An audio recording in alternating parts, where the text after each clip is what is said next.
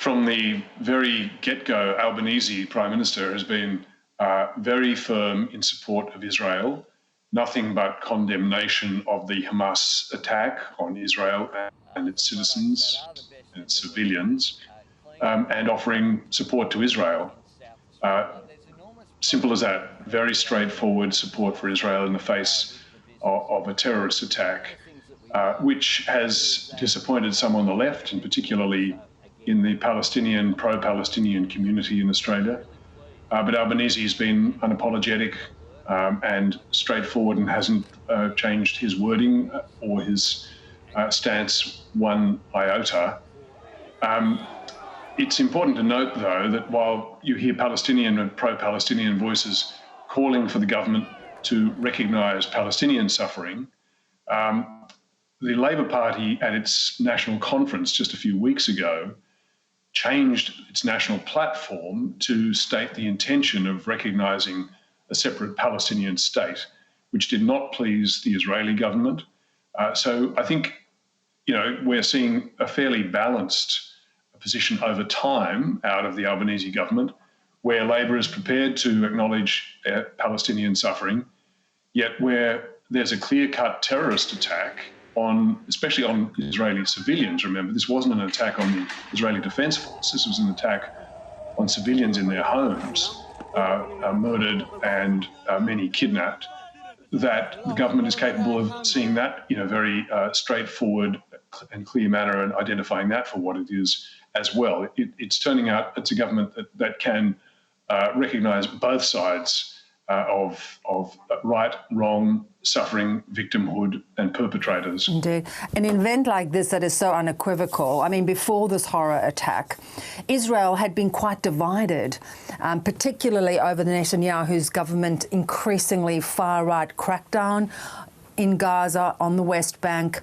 with other issues dividing Israeli society. Do you think this could have played into the Hamas response?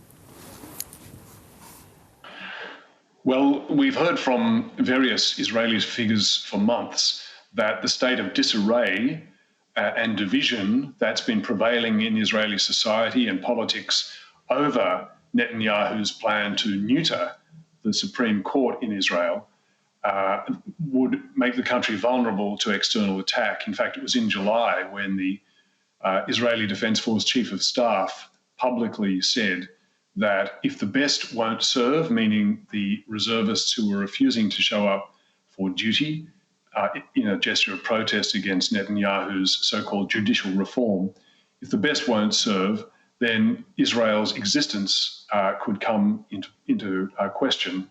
So we've had warnings like that for months out of Israel. It would seem that it was an opportune moment for an enemy to strike when you had that level of distraction and division in Israel. It's common to hear in these last few days, the Israelis, there's a great deal of questioning and recrimination. How could we not have had any warning? How were we caught asleep as Hamas entered our homes and butchered our civilians? It must be a horrendous intelligence failure by Israel. And so was that because of this political division and social unrest? But I just add this, Bev, while it's tempting to immediately say yes, I'd also point out that the US evidently had no idea, no warning that this was coming either. Now, the US was no more distracted than it usually is. So I think we have to recognise that if there was an intelligence failure in Israel, there was an equal intelligence failure in the US, which keeps an intensely close eye on Israeli security and the Middle Eastern borders.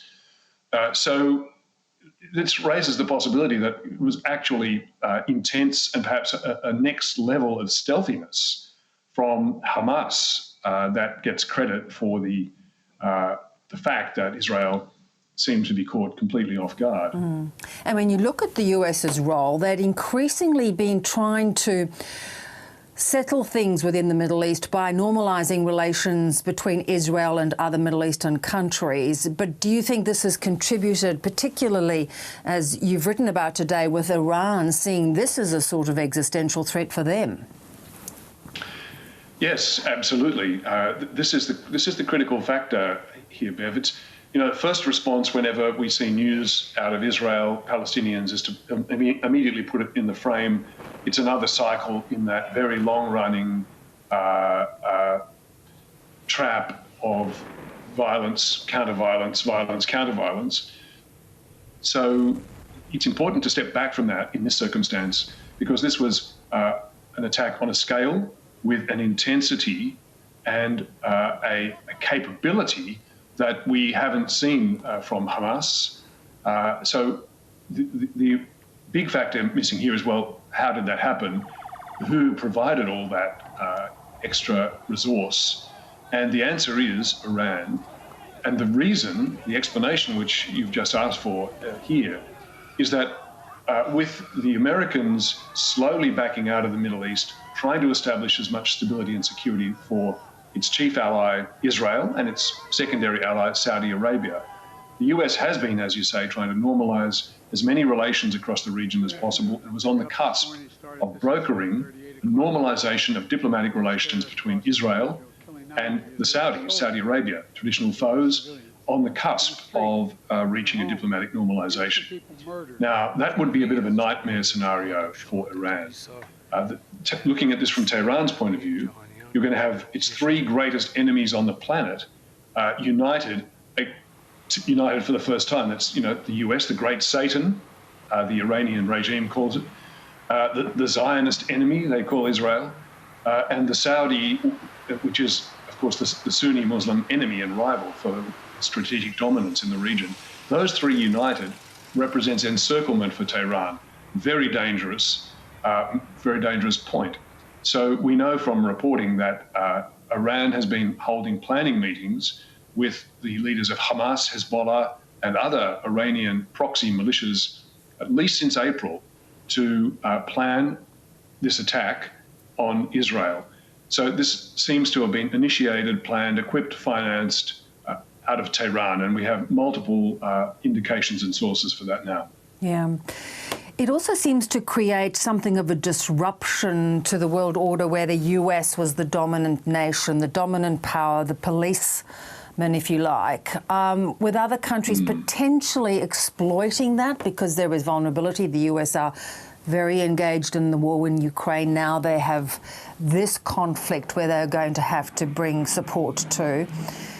Is this a bit of chaos that others can take advantage of?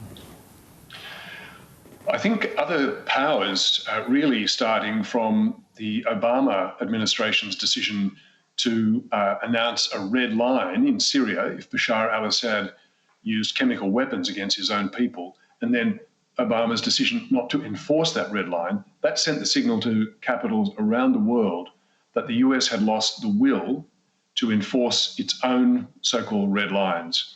And then, of course, we saw the victory of the Taliban over the US in Afghanistan and the ignominious American retreat in chaos from Afghanistan. I think this has emboldened America's rivals around the world. In the Middle East, in particular, the US is slowly withdrawing, disengaging and stepping down its level of commitment and involvement, and trying to switch its main focus to the Indo-Pacific because it sees the central and dominant threat of the future as China, and yet being caught up in a war, of course, where Russia's invaded Ukraine. And maybe now, depending on what Iran decides to do, whether Iran decides to escalate in Israel or not, perhaps the US risks becoming entangled in Israel as well.